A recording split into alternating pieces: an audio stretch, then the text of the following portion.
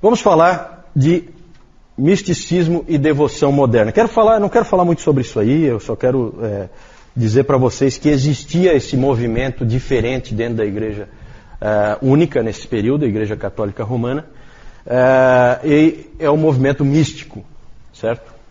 Os místicos, eles eram cristãos de um tipo diferente, as ênfases deles eram sempre no amor, o amor ao próximo, o amor a Deus, especialmente, e na virtude, fazer as coisas certas e tal. Então você tem muitas freiras que seguem essa linha, muitos monges que seguem essa linha, a linha mística, né? Os 3 pontos principais no pensamento dos místicos eram a união com Deus, eu estar unido a Deus, né? Várias dessas freiras se casaram com Jesus Cristo, né? Misticamente, certo? Então essas coisas absurdas assim, né? Mas nós temos que falar porque eram coisas que tinha nesse período. União com Deus, o amor a Cristo e a negação de si mesmo eram pontos importantes para esses místicos, certo? E o conhecimento para eles era sempre uma coisa não tão importante e muitas vezes prejudicial. Na verdade, aqui aparece um pouco de reação ao escolasticismo. E reações sempre são desequilibradas, né? Vamos falar de alguns místicos, não vou falar deles não, eu só vou citar rapidamente só para vocês, quando virem os nomes em algum lugar, vocês lembrarem que já viram aquele nome. Johannes Meister Eckhart, pelo nome já dá para ver que é um alemão, século 13 e 14. O Dr. Calhoun disse que ele tem um livro, Os Sermões de Meister Eckhart, e ele disse que ele sempre tenta ler algum desses sermões, né? Só que ele nunca conseguiu entender nenhum, né? Então é tudo assim, sabe aquela viagem que o indivíduo fica falando, né? A gente usa hoje em dia a gíria, né? O cara está viajando. É isso aí que esses caras fazem quando escrevem, né? E esse Eckhart aí é especialista nisso. Vou ler para vocês uma frase dele, só para vocês terem uma ideia.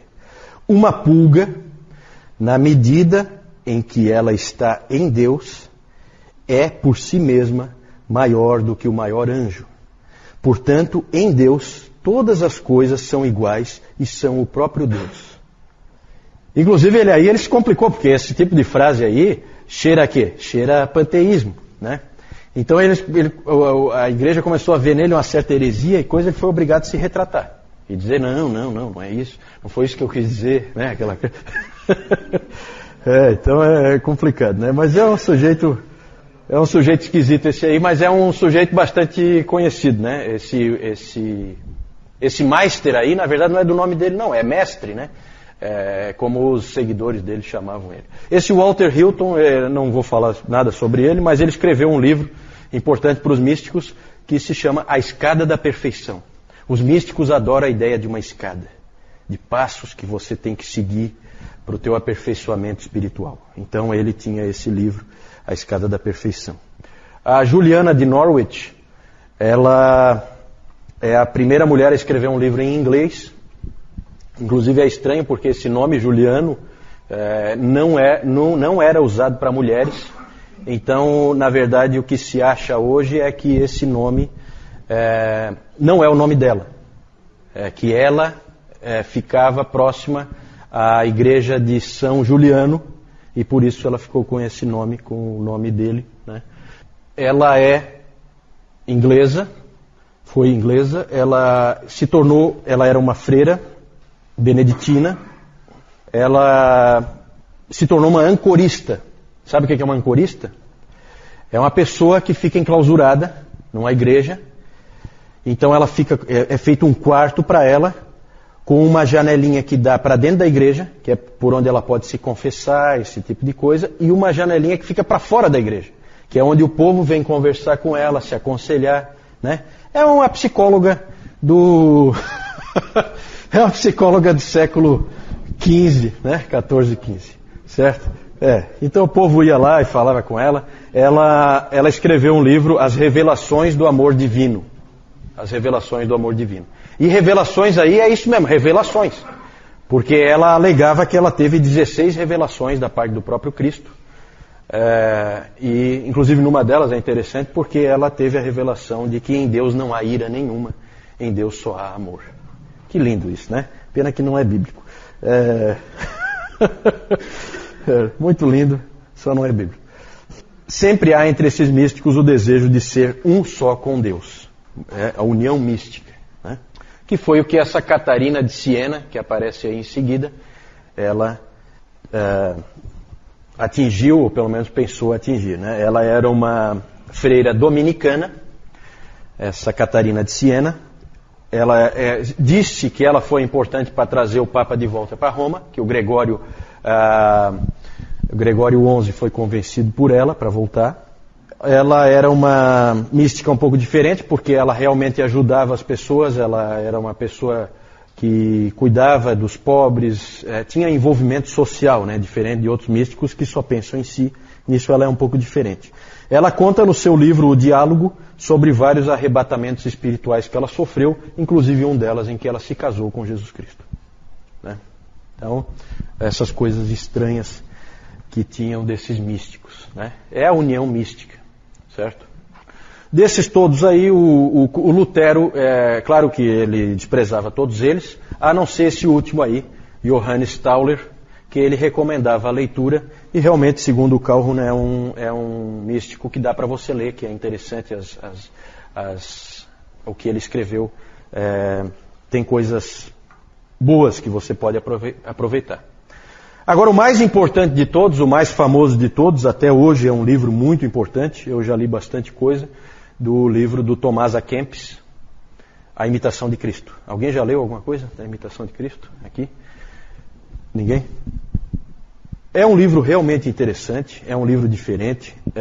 Esse Tomás A. Kempis, ele era um alemão, ele entrou nessa ordem dos irmãos da vida comum, que é uma ordem de leigos holandesa. E esse livro é um livro bem interessante, é um livro diferente, que ainda tem bastante coisa interessante para você ver hoje ainda. Ele tem bastante do sistema sacramental, mas também tem alguns elementos de justificação pela fé, tem alguma coisa de graça, não muito, mas tem bastante coisa válida ali. Ele é um livro parecido com o livro de Provérbios. Você tem ali muitas frases de efeito, e ele moldou muito do pensamento moderno quanto à vida com Deus. Ele é um pouco diferente dos outros. Tanto que o livro A Imitação de Cristo é tão importante que, quando se fala em devoção moderna, é sinônimo do livro do Tomás A. Kempis, A Imitação de Cristo. Esse livro é lido hoje ainda, é um livro que tem validade, né, diferente das outras coisas que é mais de significado mais histórico, né? É claro que você tem que saber separar aí o joio do trigo, como em tudo, né? Reter o que é bom só. A avaliação do misticismo. Eu falei que ia ser rápido e realmente isso aí não tem muito por que a gente gastar muito tempo, não tem nada de muito valor aí para nós. O que tem de bom no misticismo? A ênfase no amor a Deus, uma coisa do coração que o escolasticismo não tinha. Isso aí é uma coisa que não dá para a gente dizer que é ruim. A quietude, a humildade, tudo isso eles tinham. A ideia de você se diminuir, né? Tudo isso aí são coisas que você pode ver nesses místicos que são coisas de valor. Por outro lado, aspectos ruins são o extremo individualismo, né? Porque a pessoa realmente pensa nela, uma tendência forte de justificação pelas obras, e essa ênfase em experiência e sentimento em vez da palavra de Deus, né? Então essas experiências, arrebatamentos e não sei o que, tudo isso aí são coisas perigosas, principalmente quando depois você escreve livros dando autoridade para aquilo ali, né? Aí é mais perigoso ainda. É isso aí. Aqui então vocês veem a Catarina de Siena. Ali vocês têm aqui a pintura da união mística, né? Ali não dá para ver, mas é uma troca de alianças dela com Cristo, né? Não sei quem é que está ali atrás. Deve ser Maria, né? Geralmente nesse período, Maria era pintada sempre ao lado de Cristo. Certo? Inclusive na Capela Sistina, Michelangelo também sempre pintava. Onde ele pintava Cristo, ele punha Maria meio de lado ali, meio atrás, né?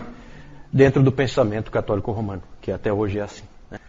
Aí o Meister Eckhart, que não dá para entender nada que ele escreve, e o Tomás A. Kempis, tem uma figura dele aí também.